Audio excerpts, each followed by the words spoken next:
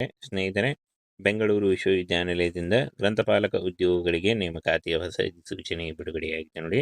Both male and female, ಪುರುಷ ಮತ್ತು ಮಹಿಳಾ ಅಭ್ಯರ್ಥಿಗಳು ಇಬ್ಬರು ಅರ್ಜಿಗಳನ್ನ ಸಲ್ಲಿಸಬಹುದಾಗಿರುತ್ತೆ.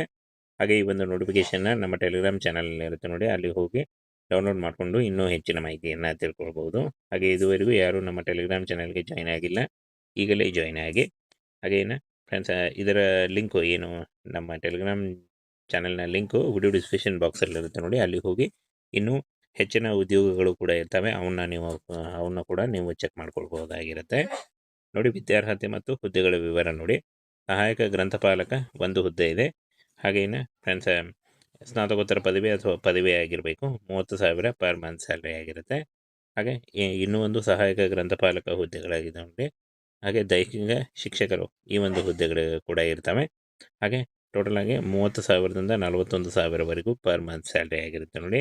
ಈ ಒಂದು ಹುದ್ದೆಗಳು ಸಂಪೂರ್ಣವಾಗಿ ಕಾಯಂ ಉದ್ಯೋಗಗಳಾಗಿರ್ತವೆ, ಹಾಗೆ ಸರ್ಕಾರಿ ಉದ್ಯೋಗಗಳಾಗಿರ್ತವೆ ನೋಡಿ. ಇನ್ನು 30/11/2025 ಅರ್ಜಿ ಸಲ್ಲಿಸಲಿಕ್ಕೆ ಕೊನೆಯ ದಿನಾಂಕ ಆಗಿರುತ್ತೆ ನೋಡಿ. ಈ ಒಂದು ಕೊನೆಯ ದಿನಾಂಕದೊಳಗಾಗಿ ನೀವು ಅರ್ಜಿಗಳನ್ನ ಸಲ್ಲಿಸಬೇಕು. ಅರ್ಜಿ ಶುಲ್ಕ ನೋಡಿ, ಸಾಮಾನ್ಯ ವರ್ಗದ ಅಭ್ಯರ್ಥಿಗಳಿಗೆ 500 ರೂಪಾಯಿ ಇದ್ದರೆ, ಹಿಂದುಳಿದ ವರ್ಗಗಳ ಅಭ್ಯರ್ಥಿಗಳಿಗೆ 250 ರೂಪಾಯಿ ಇರುತ್ತೆ.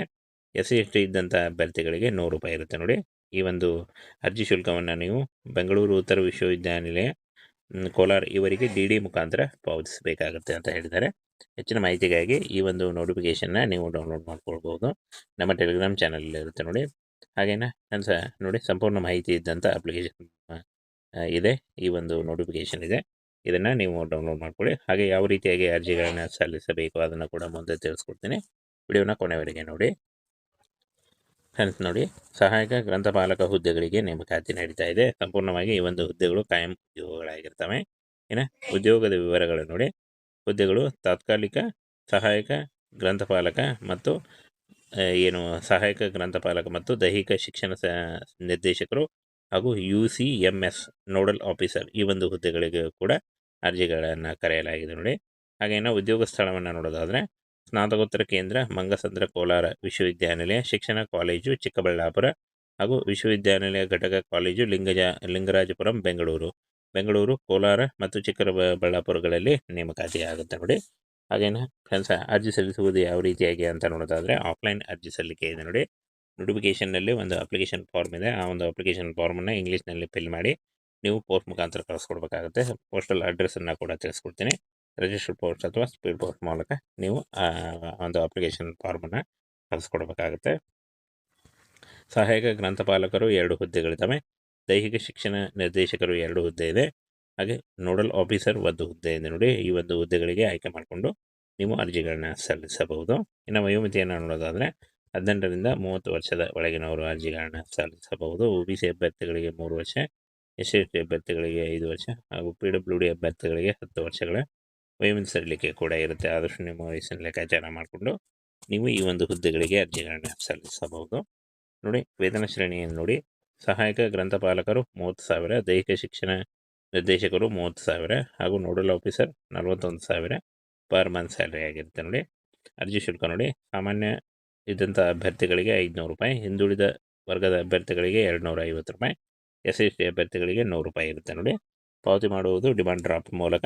ನೀವು ಬೆಂಗಳೂರು ಉತ್ತರ ವಿಶ್ವವಿದ್ಯಾನಿಲಯ, ಕೋಲಾರ ಇವರಿಗೆ ನೀವು ಡಿಮಾಂಡ್ ಡ್ರಾಫ್ಟ್ ಮೂಲಕ ಪಾವತಿಸಬೇಕು ಅಂತ ಹೇಳಿದ್ದಾರೆ. ಹಾಗೆ ಹೆಚ್ಚಿನ ಮಾಹಿತಿಗಾಗಿ ಈ ಒಂದು ಅಫಿಷಿಯಲ್ ವೆಬ್ಸೈಟ್ನ ಲಿಂಕ್ ಇರುತ್ತೆ ವಿಡಿಯೋ ಡಿಸ್ಕ್ರಿಪ್ಷನ್ ಬಾಕ್ಸಲ್ಲಿ, ಅಲ್ಲಿಂದ ನೀವು ಅರ್ಜಿ ನಮೂನೆ ಅಪ್ಲಿಕೇಶನ್ ಫಾರ್ಮನ್ನು ಡೌನ್ಲೋಡ್ ಮಾಡ್ಕೊಳ್ಬೋದು. ಅಥವಾ ನಾನು ಆಲ್ರೆಡಿ ಡೌನ್ಲೋಡ್ ಮಾಡಿ ನಮ್ಮ ಟೆಲಿಗ್ರಾಮ್ ಚಾನಲಲ್ಲಿ ಹಾಕಿರ್ತೀನಿ, ಅಲ್ಲಿಗೆ ಹೋಗಿ ಡೈರೆಕ್ಟಾಗಿ ನೀವು ಡೌನ್ಲೋಡ್ ಮಾಡಿಕೊಂಡು ಫಿಲ್ ಮಾಡಿ ನೀವು ಪೋಸ್ಟ್ ಮುಖಾಂತರ ಕೂಡ ಕಳಿಸ್ಕೊಡ್ಬೋದಾಗಿರುತ್ತೆ ನೋಡಿ. ಈ ಒಂದು ಹುದ್ದೆಗಳಿಗೆ ಯಾವುದೇ ರೀತಿಯಾದಂಥ ಲಿಖಿತ ಪರೀಕ್ಷೆ ಇರಲ್ಲ, ಕೇವಲ ಶೈಕ್ಷಣಿಕ ಅರ್ಹತೆ ಮತ್ತು ಅರ್ಹತೆಯ ಮೂಲಕ ಆಯ್ಕೆಯನ್ನು ಮಾಡಿಕೊಳ್ಳಲಾಗುತ್ತೆ. ಕೇವಲ ಸಂದರ್ಶನ ಇರುತ್ತೆ ನೋಡಿ. 30/11/2025 ಒಳಗಾಗಿ ನೀವು ಈ ಒಂದು ಹುದ್ದೆಗಳಿಗೆ ಅರ್ಜಿಗಳನ್ನ ಸಲ್ಲಿಸಬೇಕಾಗುತ್ತೆ. ಬನ್ನೀಗ ಅಪ್ಲಿಕೇಶನ್ ಫಾರ್ಮ್ ಯಾವ ರೀತಿಯಾಗಿ ಫಿಲ್ ಮಾಡಬೇಕು ಅದನ್ನು ಕೂಡ ತಿಳಿಸ್ಕೊಡ್ತೀನಿ ನೋಡಿ. ಈ ಒಂದು ನೋಟಿಫಿಕೇಷನ್ನಲ್ಲಿ ಅಪ್ಲಿಕೇಶನ್ ಫಾರ್ಮ್ ಇದೆ ನೋಡಿ. ಇಲ್ಲಿ ಈ ಒಂದು ಅಡ್ರೆಸ್ಗೆ ನೀವು ಪೋಸ್ಟ್ ಮುಖಾಂತರ ಕಳಿಸ್ಕೊಡ್ಬೇಕಾಗುತ್ತೆ. ಅಡ್ರೆಸ್ಸನ್ನು ಕರೆಕ್ಟಾಗಿ ನೋಟ್ ಮಾಡ್ಕೊಳ್ಳಿ ನೋಡಿ. ಇಲ್ಲಿ ರೈಟ್ ಹ್ಯಾಂಡ್ ಸೈಡ್ ಕಾರ್ನರಲ್ಲಿ ನಿಮ್ಮ ಇತ್ತೀಚಿನ ಫೋಟೋನ ಹಾಕಿ, ಹಾಗೆ ಯಾವ ಹುದ್ದೆಗಳಿಗೆ ಅರ್ಜಿ ಸಲ್ಲಿಸ್ತಾ ಇದ್ದೀರಾ ಅದನ್ನು ಬರೀರಿ. ಆನಂತರ ಅಭ್ಯರ್ಥಿ ಹೆಸರು, ಯಾವ ಪುರುಷ ಅಥವಾ ಮಹಿಳಾ ಅಭ್ಯರ್ಥಿಗಳು ಯಾರು ಟಿಕ್ ಮಾಡಿ, ಹಾಗೆ ಹುಟ್ಟಿದ ದಿನಾಂಕ, ಸಂಪರ್ಕಿಸುವ ದಿನಾಂಕ, ವಿಳಾಸ ಹಾಗೂ ದೂರವಾಣಿ, ಇಮೇಲು ಮತ್ತು ಯಾವ ಕ್ಯಾಟಗರಿಗೆ ಸೇರ್ತೀರಾ, ವಿದ್ಯಾರ್ಹತೆ ಏನಿದೆ ಅದನ್ನು ಸರಿಯಾಗಿ ಬರೀರಿ, ಹಾಗೂ ಪ್ಲೇಸ್ ಆ್ಯಂಡ್ ಡೇಟ್ ಕರೆಕ್ಟಾಗಿ ಹಾಕಿ ಸಿಗ್ನೇಚರನ್ನ ಹಾಕಿ ನೀವು ಅರ್ಜಿಗಳನ್ನ ಸಲ್ಲಿಸಬಹುದಾಗಿರುತ್ತೆ. ನೋಡಿ, ಯಾವ ಒಂದು ಹುದ್ದೆಗಳಿಗೆ ಅರ್ಜಿ ಸಲ್ಲಿಸ್ತೀರಾ ಅದರ ಸಪ್ರೇಟ್ ಅಪ್ಲಿಕೇಶನ್ ಫಾರ್ಮ್ ಇದೆ ನೋಡಿ. ನೋಡಿ, ನೀವು ನೋಡಲ್ ಅಧಿಕಾರಿಗೆ ಅರ್ಜಿ ಸಲ್ಲಿಸ್ತಿದ್ರೆ ಅಂದರೆ ಅದರದ್ದು ಸಪ್ರೇಟ್ ಅರ್ಜಿ ಫಾರ್ಮ್ ಇದೆ. ಹಾಗೆ ನೋಡಿ, ಇಲ್ಲಿ ಸಹಾಯಕ ಗ್ರಂಥಪಾಲಕ ಈ ಒಂದು ಹುದ್ದೆಗಳಿಗೆ ಅರ್ಜಿ ಸಲ್ಲಿಸ್ತಾ ಇದ್ದೀರಾ ಅಂದರೆ ಇದರದ್ದು ಒಂದು ಸಪ್ರೇಟ್ ಅರ್ಜಿ ಸಲ್ಲಿಕೆ ಫಾರ್ಮ್ ಇದೆ ನೋಡಿ. ಇದನ್ನು ಸಪ್ರೇಟ್ ಆಗಿದೆ, ಈ ಒಂದು ನೋಟಿಫಿಕೇಷನ್ನಲ್ಲೇ ಇದೆ ನೋಡಿ. ಇದನ್ನು ನೀವು ಡೌನ್ಲೋಡ್ ಮಾಡಿಕೊಂಡು ಕಳಿಸ್ಕೊಡಿ.